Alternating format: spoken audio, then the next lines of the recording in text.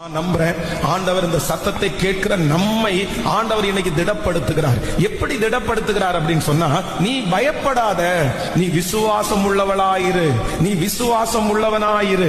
ஒருவேளை நடக்கிற சூழ்நிலைகள் நம்பவே முடியாமல் இருக்கலாம், போய்கொண்டிருக்கிற பாதைகள் அதை கொஞ்சம் கூட நான் விசுவாசிக்கவே முடியாத ஒரு சூழ்நிலையிலே இருக்கலாம். ஆனால் உங்களையும் என்னையும் பார்த்து கர்த்தர் வாக்கு கொடுக்கிறாரு, நீ பயப்படாத, நீ விசுவாசம் உள்ளவனாயிரு, விசுவாசம் உள்ளவளாயிரு. அந்த காரியம் கர்த்தரால் கைகூடி வரும், அந்த காரியம் நடக்கும், அந்த காரியம் தோற்று போவது இல்லை. அந்த வியாதி சுகமாகும், அந்த பிரச்சனையிலிருந்து ஒரு விடுதலையை கர்த்தர் தருவார்.